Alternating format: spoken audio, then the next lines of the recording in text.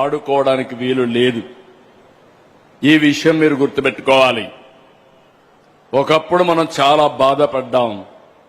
5 ఏళ్లు కర్ణాటక నుంచి పోయి అడిగితే మీ రాజధాని ఏదంటే గర్వంగా బెంగళూరు అని చెప్పుకున్నారు. తెలంగాణ నుంచి ఎక్కడన్నా పోతే ఏది మీ రాజధాని అంటే నేను అభివృద్ధి చేసిన హైదరాబాద్ మా రాజధానిని వాళ్ళు బాగా చెప్పుకున్నారు. తమిళనాడు నుంచి ఎక్కడన్నా పోతే చెన్నై అని చెప్పుకునే పరిస్థితికి వచ్చారు. కానీ దురదృష్టం 3 రాజధానులు 3 ముక్కలాటాడి మనం నష్టపోయే పరిస్థితికి వచ్చాం.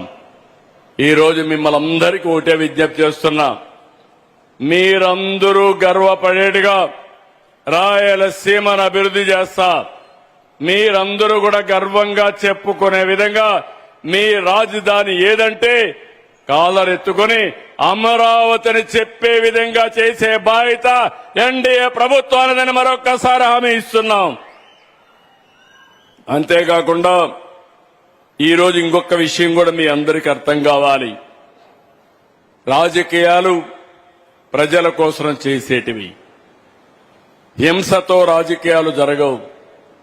నేరాలతో రాజకీయాలు చేయడం కరెక్ట్ కాదు.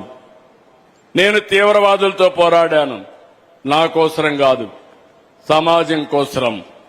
కడాన 23 క్లేమోర్ మైన్స్ నా మీద బ్లాస్ట్ చేశారు.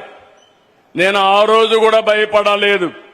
ఒకవేళ సాక్షాత్తు వెంకటేశ్వర స్వామి దిగి వచ్చి నాకు ప్రాణభిక్ష పెట్టాడు తప్ప ఇంకోటి కాదు. ఆ విషయం మీరు గుర్తుపెట్టుకోవాలి. అలాంటి సందర్భాలు చాలా చూశాం. నేను ఒక ధ్యేయంతో పనిచేస్తున్నాను. నిన్ను కూడా మీరు చూశారు. పోలీసులు నిర్వీర్యం చేసే పని చేస్తున్నారు. అక్కడ జరిగిన సంఘటన విజయవాడలో మీరు చూస్తే చాలా బాధేస్తుంది. పోలీసులు ఎప్పుడు లా అండ్ ఆర్డర్ మెయింటైన్ చేస్తారు.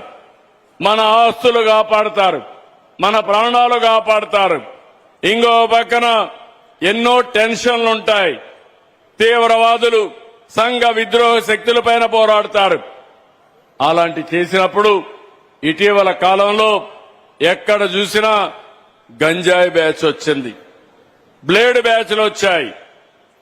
గంజాయి బ్యాచ్ కి తల్లికి భార్యకు కూతురికి కూడా తేడా తెలియదు. అలాంటి వాళ్ళని డీల్ చేయడం చాలా కష్టం. అలాంటి ఒక సంఘటన జరిగితే నేను ఎప్పుడు కూడా ప్రజాస్వామ్యయుతంగా చేయాలంటాను. అదే సమయంలో చట్టపరంగా ఎవరైనా సరే కఠినంగా ఉండాలని చెప్పేది నా కోరిక. 40 ఏళ్లుగా మీరు చూశారు. సిబిఎన్ ఎప్పుడు ముఖ్యమంత్రి అయినా ఆ రాష్ట్రంలో లా అండ్ ఆర్డర్ పర్ఫెక్ట్ గా ఉంటుంది. ఎవరైనా మా ఆడబిడ్డల జోలుకొస్తే అదే చివరి రోజు అనేది నా ఆదేశాన్ని మరొకసారి విజ్ఞప్తి చేస్తున్నాం. ఇప్పటికే మీరు చూశారు, నేను ఎక్కడికక్కడ గంజాయిని పూర్తిగా నిషేధించాం. ఎక్కడా పంటేయకుండా కాపాడాం. ఈరోజు ఈగల్ బ్రాండ్తో పోలీస్ వ్యవస్థని ప్రక్షాళన చేశాం. ఎవరైనా గంజాయి సేవించినా వదిలిపెట్టడం లేదు. కేంద్రం పూర్తిగా సహకరిస్తున్నారు. కేంద్రం కూడా ముందుకు వచ్చారు. నక్సలైట్స్ ను పూర్తిగా తుదమట్టించిన ఘనత కేంద్రానికి దక్కింది. అమిత్ షా అదే మరి ప్రధానమంత్రి నరేంద్ర మోడీ గారు చేశారు. ఇప్పుడు వాళ్ళు కూడా ఆలోచించి దేశంలో డ్రగ్స్ ఉండడానికి వీలు లేదు, గంజాయి ఉండడానికి వీలు లేదు, దీనిపైన పోరాటం చేయాలని ఒక లక్ష్యంగా ముందుకు పోయారు. ఈ రోజు ఇక్కడ ఉండే ఒక రాజకీయ పార్టీ నాయకుడు, మన ఈ జిల్లాలో ఉండే వ్యక్తి గంజాయి బ్యాచ్ ని వెనకానేసుకుని వచ్చే పరిస్థితి వస్తే బాధేస్తుంది. రౌడీజానికి నాంది పలికితే బాధేస్తుంది. పోలీసుల పైన దాడి చేస్తే బాధేస్తుంది. నేను ఒకటే చెప్తున్నా, లా అండ్ ఆర్డర్ ఉంటేనే పెట్టుబడులు వస్తాయి. ఎంత డబ్బులున్నా లాభం లేదు. మనందరికీ భద్రత ఉండాలి. మా ఆడబిడ్డ రోడ్డు మీదకి పోతే తిరిగి రాలేని పరిస్థితి వస్తే నేను ఎన్ని లక్షల తలసరి ఆదాయం సంపాదించినా అది నిరర్ధకం. ఈ విషయం మీరు గుర్తుపెట్టుకోవాల్సిన అవసరం ఉంది. స్వేచ్ఛగా తిరిగి రావాలి, స్వేచ్ఛగా తిరగాలి, ఈ రౌడీజం పోవాలి, రౌడీ రాజకీయాలు పోవాలి. ఆ ధ్యేయంతో నేను పనిచేస్తున్నా. అందుకే ఒకే ఆలోచన నాది. ఆ విషయం మీరు గుర్తుపెట్టుకోవాల్సి కోరుకుంటూ, ఇక్కడికి వచ్చినప్పుడు మీరు చూస్తే ఇక్కడ స్టీల్ ప్లాంట్ వచ్చింది. రాయలసీమ వాసులందరినీ కోరుతున్నా, 1 family 1 entrepreneur is my goal. అంటే ప్రతి ఒక్క ఇంట్లో ఒక పారిశ్రామికవేత్త రావాలి. ఇప్పుడు ఇక్కడ స్టీల్ ప్లాంట్ వచ్చింది. స్టీల్ ప్లాంట్ కు అనుబంధంగా మీరు చిన్న చిన్న పరిశ్రమలు పెట్టుకుంటే మీకు ట్రైనింగ్ ఇప్పిస్తాం. ఇక్కడే 1415 ఎకరాలు అంటే 1400 ఎకరాలు యాంక్సిలరీ యూనిట్స్ కేటాయిస్తున్నాం. ఇంకా ఈ ప్రాంతంలో వస్తాయి. ఈ కడప ప్రాంతంలో ఎవరెవరికి ఉత్సాహం ఉంటే వాళ్ళు ముందుకు రావాలి. రైతులు ఎంఎస్ఎంఈలు పెట్టుకోవాలి, ఫుడ్ ప్రాసెస్ యూనిట్స్ పెట్టుకోవాలి, ఎఫ్పిఓలుగా తయారు కావాలి.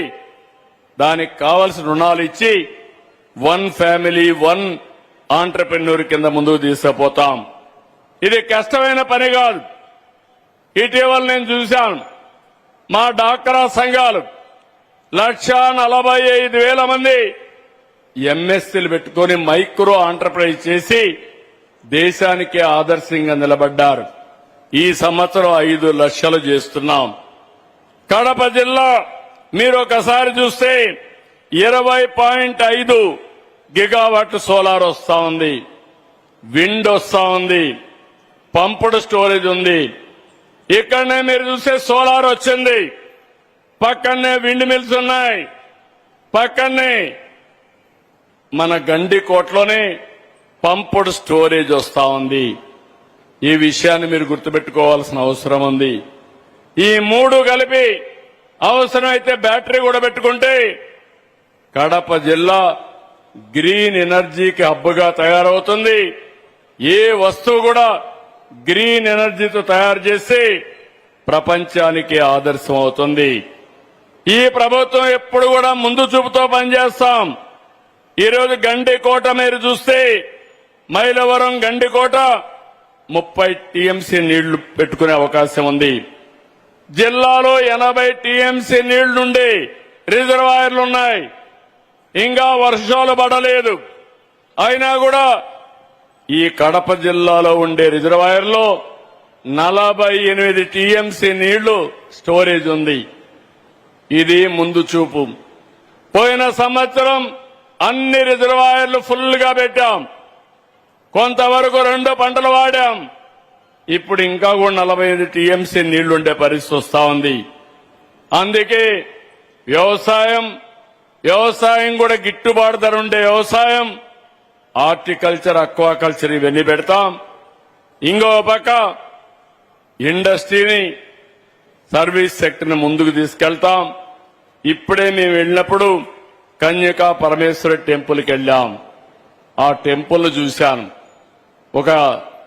ఆ ప్రాంతమే ఒక ప్రశాంతంగా ఉంది. అది చూసిన తర్వాత నాకు అనిపించింది, I requested Jindalji, why can't you develop this temple?